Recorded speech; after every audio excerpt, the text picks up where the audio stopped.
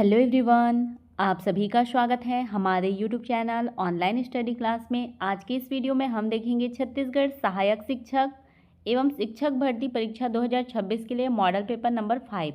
इसमें हम देखने वाले हैं हिंदी भाषा एवं शिक्षण शास्त्र से मोस्ट इम्पॉर्टेंट MCQ। वीडियो को लास्ट तक जरूर देखें, बहुत ही इंपॉर्टेंट क्वेश्चन हैं। क्वेश्चन नंबर 1 है, निम्नलिखित में से ऊष्म व्यंजन का सही समूह कौन सा है? बोला है य र ल व, स स ह, छ त्र ज्ञ स्र, ड ढ ज और फ दिया हुआ है। तो इसमें से कौन सा समूह है जो ऊष्म व्यंजन है बोल रहे हैं? तो कौन सा है? स ह। ये ऑप्शन नंबर बी, ये समूह क्या है? उष्ण व्यंजन है। जिन व्यंजनों के उच्चारण में वायु मुख से किसी स्थान विशेष पर घर्षण खाकर मतलब रगड़ कर निकले और ऊष्मा मतलब गर्मी पैदा करे, उन्हें ऊष्म व्यंजन कहा जाता है। जिनके उच्चारण में घर्षण होता है। य र ल व अंतस्थ व्यंजन है, ये है अंतस्थ व्यंजन। और स ह ये क्या है? ऊष्म व्यंजन है। क्वेश्चन नंबर 2 है, सदैव और महोदार्य शब्दों में कौन सी संधि है? दीर्घ स्वर संधि, गुण स्वर संधि, यण स्वर संधि या फिर वृद्धि स्वर संधि? तो इसमें है वृद्धि स्वर संधि। सदैव और महोदार्य इन दोनों शब्दों में वृद्धि स्वर संधि है। कैसे है उसको देखते हैं। सदा प्लस एव, सदैव मतलब यहाँ पे अ है और यहाँ पे ए है। अ और ए, इससे क्या बना है? ए बना है, मतलब इसमें दा में ए की मात्रा लगा है, सदैव बना है अ और ए मिलके।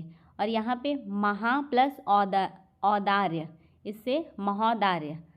आ और औ मिलके क्या बने हैं? बड़ा औ। तो यहाँ पे क्या हो रहा है? ए और औ का मात्रा का निर्माण होता है। जिसमें भी ए और औ की मात्रा का निर्माण होगा वहाँ पे क्या होगा? वृद्धि संधि। मतलब ये ऐसे मतलब वृद्धि हो रहा है यहाँ पे। तो जिस भी संधि में ए और औ का मात्रा का निर्माण होगा वहाँ पे क्या आएगा? वृद्धि संधि आएगी। क्वेश्चन नंबर 3 है, निम्नलिखित में से द्विगु समास का उदाहरण नहीं है? बोला है चौराहा, नवरत्न, त्रिलोक और दशानंद। तो इसमें से कौन सा है द्विगु समास नहीं है पूछा है? तो दशानंद, ये क्या है? द्विगु समास नहीं है। जिस समास का पहला पद संख्यावाचक हो वह क्या होता है? द्विगु समास होता है। जैसे कि चौराहा, इससे क्या पता चल रहा है? 4 राहों वाला। नवरत्न मतलब नवरत्न। यहाँ पे त्रिलोक मतलब 3 लोक। सब में क्या हो रहा है? संख्यावाचक आ रहे हैं, पहले में 4, 9, 3। तो ये सब क्या होते हैं? द्विगु समास। और दशानंद, दशानंद में भी पता चल रहा है कि 10। दशानंद का अर्थ क्या होता है? 10 है आनंद जिसके। यहाँ पे भी 10 हो रहा है, परंतु ये दशानंद क्या है?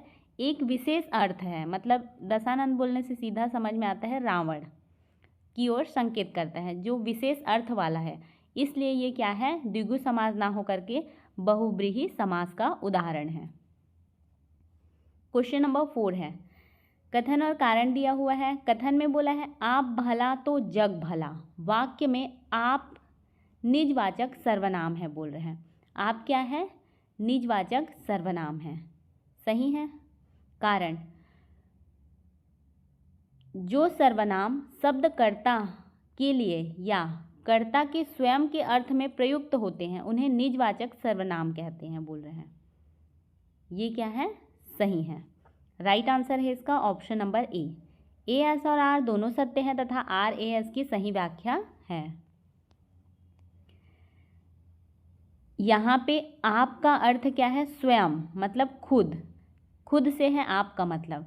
जब वक्ता आप स्वयं या खुद का प्रयोग के लिए करता है, मतलब आप शब्द का प्रयोग स्वयं के लिए करता है, तो वो क्या होता है? निजवाचक सर्वनाम होता है। आप किसी दूसरे के लिए प्रयोग नहीं किया है, आप शब्द का अपने स्वयं के लिए किया है, इसलिए ये क्या है? निजवाचक सर्वनाम है। क्वेश्चन नंबर 5 है, निम्नलिखित में से किस शब्द में आवट प्रत्यय का प्रयोग नहीं हुआ है? बोला है तो सजावट, यहाँ पे पूरा सज प्लस आवट, पता चल रहा है आवट हुआ है। मिलावट, इसमें भी आवट है। घबराहट, इसमें क्या है, घबरा प्लस आहट, आहट हुआ है ना कि आवट, तो ये राइट आंसर है। और लिखावट, यहाँ पे लिख प्लस आवट, यहाँ पे भी आवट का, तो जहाँ पे नहीं हुआ है बोला है, तो किस में नहीं हुआ है, घबराहट में, इसमें आवट प्रत्यय का प्रयोग नहीं हुआ है। सजावट, सज प्लस आवट, मिलावट मिल प्लस आवट, और लिखावट में लिख प्लस आवट, सभी में आवट प्रत्यय है। जबकि घबराहट क्या होता है, घबरा प्लस आहट, यहाँ पे आहट प्रत्यय का प्रयोग हुआ है। क्वेश्चन नंबर 6 है, हिंदी व्याकरण में निम्नलिखित में से कौन से शब्द सदैव बहुवचन में प्रयुक्त होते हैं। प्राण, हस्ताक्षर, दूध, दर्शन। तो इसमें से कौन सा है जो सदैव बहुवचन में प्रयोग होता है, पूछे हैं। प्राण, हस्ताक्षर और दर्शन, ये जे, के और एम, ये तीनों जे, के, एम किसमें दिया हुआ है, ऑप्शन नंबर ए में, केवल जे, के और एम। प्राण, हस्ताक्षर, दर्शन, आंसू, बाल, होंश आदि शब्द सदैव बहुवचन में प्रयोग किए जाते हैं। दूध द्रव्यवाचक संज्ञा है जो सदैव एक वचन में आती है। क्वेश्चन नंबर 7 है, राजा ने गरीबों को कंबल दिए। इस वाक्य में गरीबों को में कौन सा कारक है, कर्म कारक, संप्रदान कारक, अपादान कारक या फिर संबंध कारक। कौन सा कारक है इसमें, संप्रदान कारक। राजा ने गरीबों को कंबल दिए, इसमें गरीबों को में संप्रदान कारक है। जब वाक्य में किसी को कुछ देने मतलब दान देने का भाव हो तो वहाँ को मतलब गरीबों को बोला जा रहा है, को परसर्ग होने पर भी कर्म कारक नहीं होता है, बल्कि क्या होता है, संप्रदान कारक। क्योंकि दान देने, कुछ देने का भाव, ये भाव की वजह से ये को क्या है, परसर्ग होने के कारण भी कर्म कारक ना होकर के क्या हो रहा है, संप्रदान कारक। जिसके लिए कुछ किया जाए या जिसे कुछ दिया जाए तो वहाँ पे क्या होगा, संप्रदान कारक। क्वेश्चन नंबर 8 है, तत्सम तद्भव शब्दों का सही मिलान कीजिए। हस्त, हस्त का हाथ, आम्र आम, दुग्ध दूध, रात्रि रात। 2 1 4 3 2 1 4 3 ऑप्शन नंबर ए इसका राइट आंसर है। हस्त का तद्भव क्या होता है, हाथ, आम्र का आम, दुग्ध का दूध और रात्रि का तद्भव रात होता है। क्वेश्चन नंबर 9 है, निम्नलिखित में से सूर्य का पर्यायवाची शब्द नहीं है। दिनकर, भास्कर, मयंक, दिवाकर। कौन सा नहीं है, Mayank. Option number C right answer है। दिनकर, भास्कर और दिवाकर सूर्य के पर्यायवाची हैं। मयंक किसका पर्यायवाची है, चंद्रमा का। क्वेश्चन नंबर 10 है, सही विलोम युग्मों का चयन कीजिए। अनुराग का विराग दिया हुआ है, सही है। आयात निर्यात, सही। आदि अंत, राइट। कृतज्ञ कृतघ्न, सही है। सभी क्या है, सही है। इसका राइट आंसर क्या हो जाएगा, ऑप्शन नंबर डी, जे, के, एल, एम सभी क्या है, सही है। क्वेश्चन नंबर 11 है, जो सब कुछ जानता हो वाक्यांश के लिए एक उपयुक्त शब्द है। अल्पज्ञ, बहुज्ञ, सर्वज्ञ या फिर अज्ञ। तो जो सब कुछ जानता हो उसे क्या कहा जाता है, सर्वज्ञ। जो सब कुछ जानता हो उसे सर्वज्ञ कहते हैं। जो कम जानता हो उसे अल्पज्ञ, जो बहुत कुछ जानता हो उसे बहुज्ञ और जो कुछ ना जानता हो उसे अज्ञ कहा जाता है। क्वेश्चन नंबर 12 है, कथन में बोला गया है 9 2 11 होना मुहावरे का अर्थ है भाग जाना, सही है। 9 2 11 होने मुहावरा का अर्थ क्या है, भाग जाना।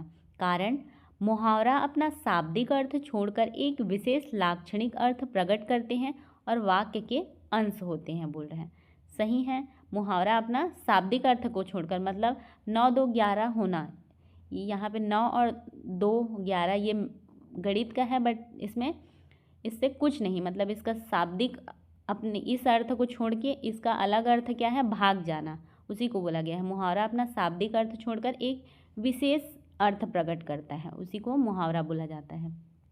दोनों सही हैं। राइट आंसर है इसका ऑप्शन नंबर ए। एस और आर दोनों सत्य हैं तथा आर एस की सही व्याख्या है। कथन मुहावरे का सही अर्थ बता रहा है और कारण मुहावरे की वह विशेषता स्पष्ट कर रहा है जिसके कारण 9-2 का गणितीय अर्थ ना लेकर भाग जाना रूपी लाक्षणिक अर्थ लिया गया है। क्वेश्चन नंबर 13 है, यह लड़का बहुत चालाक है। इस वाक्य में यह शब्द क्या है?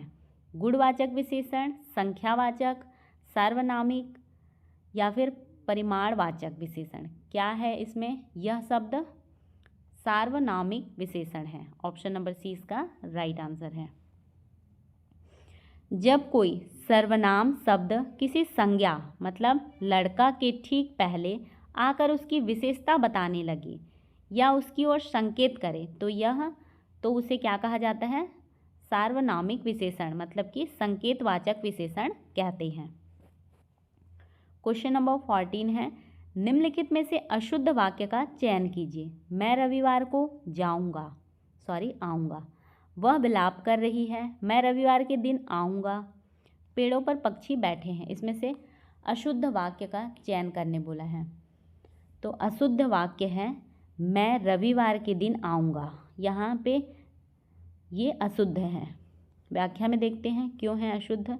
रविवार स्वयं एक दिन का नाम है, मतलब रविवार बोलने से ही पता चलता है कि ये दिन का नाम है, अतः इसके साथ के दिन लगाना अनावश्यक है। यहाँ पे के दिन लगा हुआ है वो क्या है? अनावश्यक है, पुनरुक्ति दोष है। शुद्ध वाक्य होगा मैं रविवार को आऊँगा, जो कि पहले नंबर पे दिया हुआ था। तो इसमें से ये अशुद्ध वाक्य है। क्वेश्चन नंबर 15 है, बादल घिरे और मोर नाचने लगे।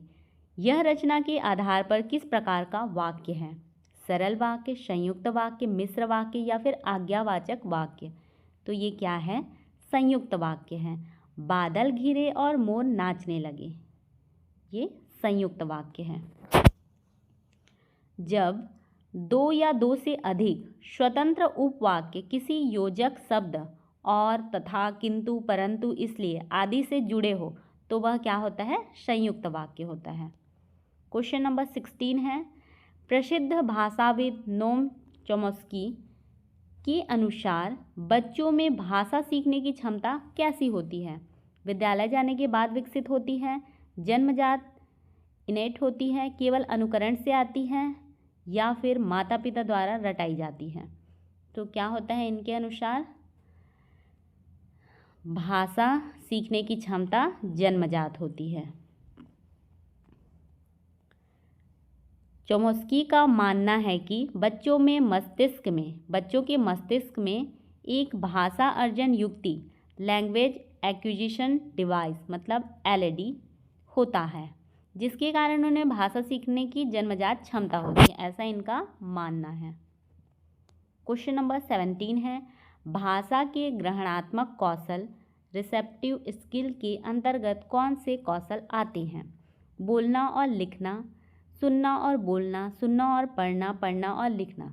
यहाँ क्वेश्चन से ग्रहणात्मक कौशल बोला है, तो क्या क्या चीज़ हम ग्रहण कर सकते हैं? सुनना, कोई बोल रहा है उसको सुनेंगे मतलब ग्रहण करना, और पढ़ना, ये दोनों। ऑप्शन नंबर सी इसका राइट आंसर है। रिसेप्टिव स्किल क्या क्या है? सुनना और पढ़ना।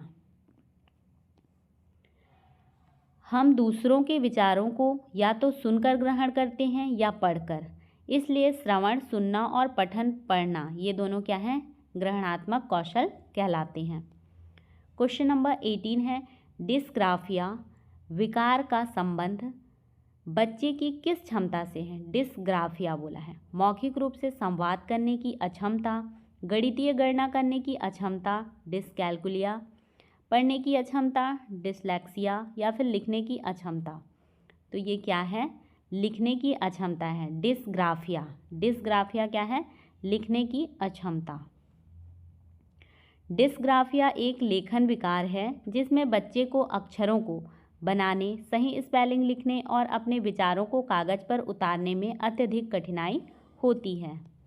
क्वेश्चन नंबर 19 है, प्राथमिक कक्षाओं में आदर्श वाचन मॉडल रीडिंग किसके द्वारा किया जाता है? कक्षा के सबसे होशियार छात्र द्वारा, सभी छात्रों द्वारा, सामूहिक रूप से, शिक्षक के द्वारा या फिर प्रधान आचार्य द्वारा? राइट आंसर है ऑप्शन नंबर सी, शिक्षक के द्वारा। प्राथमिक कक्षाओं में आदर्श वाचन किसके द्वारा किया जाता है? शिक्षक के द्वारा। शिक्षक द्वारा कक्षा में उचित यति, गति, लय, हाव भाव और शुद्ध उच्चारण के साथ जो पाठ पढ़ाया जाता है उसे आदर्श वाचन कहते हैं। इसके बाद बच्चे अनुकरण वाचन करते हैं। क्वेश्चन नंबर 20 है, कथन में बोला गया है भाषा अर्जन लैंग्वेज एक्विजिशन एक अचेतन अनकॉन्शस और स्वाभाविक प्रक्रिया है बोल रहे हैं। सही है, कारण बच्चे अपनी मातृभाषा को बिना किसी औपचारिक व्याकरण शिक्षण के अपने परिवार और परिवेश से सहज ही सीख लेते हैं। सही है, राइट आंसर है ऑप्शन नंबर ए। एस और आर दोनों सत्य हैं तथा आर एस की सही व्याख्या है। भाषा अर्जन के लिए किसी स्कूल या व्याकरण की किताब की आवश्यकता नहीं होती। यह परिवेश के माध्यम से स्वाभाविक रूप से घटित होता है। इसलिए क्या है, कथन और कारण दोनों सही हैं।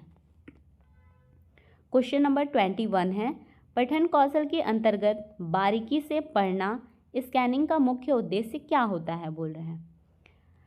पाठ का सार समझना, पाठ में किसी विशिष्ट जानकारी जैसे कि तारीख, नाम, फ़ोन नंबर को खोजना, लेखन की आलोचना करना या फिर मनोरंजन के लिए पढ़ना। तो पठन कौशल के अंतर्गत बारीकी से पढ़ना मतलब स्कैनिंग का मुख्य उद्देश्य है पाठ में किसी विशिष्ट जानकारी जैसे कि तारीख, नाम या फिर फ़ोन नंबर को खोजना। स्कैनिंग बारीकी से पठन तब किया जाता है जब हम किसी विशिष्ट तथ्य या जानकारी को तेजी से खोज रहे होते हैं, जैसे कि डिक्शनरी में शब्द ढूंढना। क्वेश्चन नंबर 22 है, कविता पद शिक्षण का सबसे मुख्य उद्देश्य क्या होना चाहिए? बच्चों को व्याकरण के नियम सिखाना, बच्चों को कवि की जीवनी रटवाना, बच्चों में सौंदर्य बोध, रसानुभूति और कल्पनाशीलता का विकास करना या फिर बच्चों की लिखावट सुधारना। तो इसका राइट आंसर है ऑप्शन नंबर सी, बच्चों में सौंदर्य बोध, रसानुभूति और कल्पनाशीलता का विकास करना। ये क्या है, कविता शिक्षण का मुख्य उद्देश्य है। कविता भावों का प्रकटीकरण है। इसका मुख्य उद्देश्य छात्रों को आनंद की अनुभूति कराना और उनकी रचनात्मकता व काव्यात्मकता कल्पना को प्रेरित करना है। क्वेश्चन नंबर 23 है, शिक्षण प्रक्रिया में निदानात्मक परीक्षण डायग्नोस्टिक टेस्ट का मुख्य उद्देश्य क्या है? छात्रों को उनके अंकों के आधार पर रैंक देना, छात्रों की अधिगम, सीखने की कठिनाइयों और उनके कारणों का पता लगाना, छात्रों को अगली कक्षा में प्रोन्नत करना या फिर कमज़ोर छात्रों को विद्यालय से बाहर निकालना। तो निदानात्मक परीक्षण डायग्नोस्टिक टेस्ट का मुख्य उद्देश्य है अधिगम की, सीखने की कठिनाई और उनके कारणों का पता लगाना। ये है निदानात्मक परीक्षण। जिस प्रकार डॉक्टर बीमारी का निदान कारण का पता करता है, उसी प्रकार शिक्षक बच्चे के पिछड़ने के कारणों का पता लगाकर उसके बाद क्या करते हैं, उपचारात्मक शिक्षण रेमेडिकल टीचिंग दिया जाता है। क्वेश्चन नंबर 24 है, भाषा की कक्षा में प्रिंट समृद्ध परिवेश प्रिंट रिच इन्वायरमेंट से क्या तात्पर्य है? कक्षा में बहुत सारी महंगी किताबें होना, कक्षा की दीवारों पर चार्ट, कविताएं, कहानियां और चित्र लगे होना, कक्षा में केवल प्रिंटर मशीन का रखा होना या फिर बच्चों द्वारा कॉपियों में बहुत अधिक लिखना। तो इसका तात्पर्य है, प्रिंट समृद्ध परिवेश का तात्पर्य है कि कक्षा की दीवारों पर चार्ट, कविताएं, कहानियां और चित्रों का लगे होना।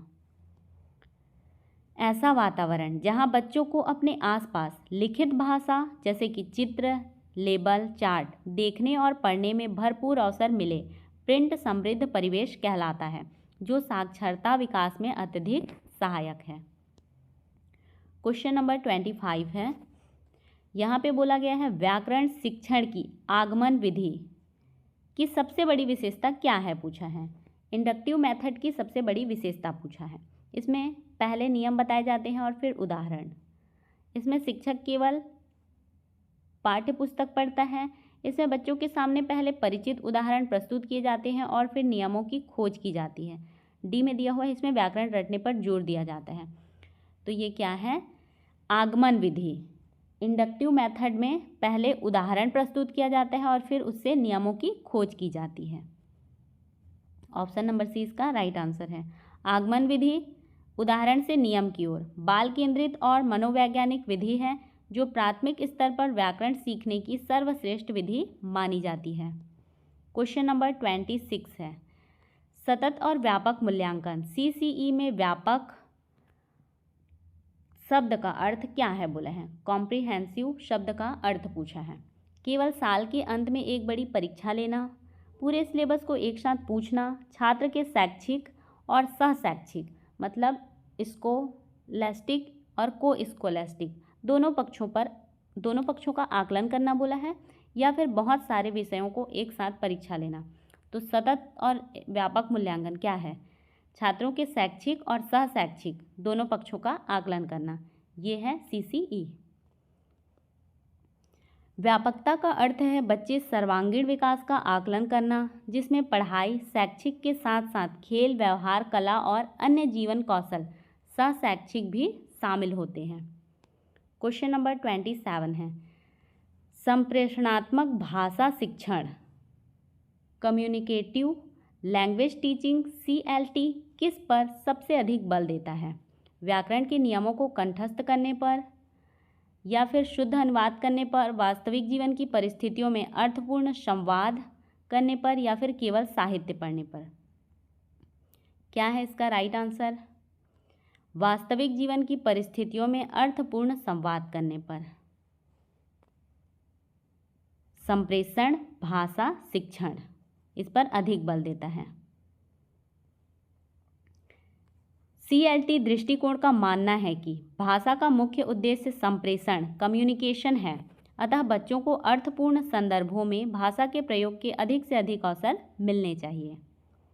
क्वेश्चन नंबर 28 है, बच्चों के भाषा विकास का आकलन करने के लिए सबसे उपयुक्त उपकरण कौन सा है, जिसमें बच्चे के कार्य के प्रामाणिक नमूने शामिल होते हैं? वार्षिक अंक सूची, रिपोर्ट कार्ड, पोर्टफोलियो, बहुविकल्पीय प्रश्न MCQ टेस्ट बोला है, और अटेंडेंस रजिस्टर। तो कौन सा है जिसमें सब कुछ शामिल होता है बच्चों के कार्य का? पोर्टफोलियो में। पोर्टफोलियो एक फाइल या फोल्डर होता है जिसमें बच्चे के द्वारा एक निश्चित अवधि में किए गए सभी कार्यों, चित्र, कविता, कहानी, टेस्ट आदि का क्रमबद्ध संग्रह होता है। क्वेश्चन नंबर 29 है, श्रवण कौशल लिसनिंग स्किल को विकसित करने के लिए कक्षा में आयोजित की जाने वाली सबसे प्रभावी गतिविधि कौन सी हो सकती है? बच्चों को ब्लैक बोर्ड से नकल करने को कहना, कहानी सुनाना और उसके बाद उस पर आधारित बोध प्रश्न पूछना, बच्चों को जोर जोर से पढ़ने के लिए कहना, या फिर व्याकरण की परिभाषाएं लिखवाना।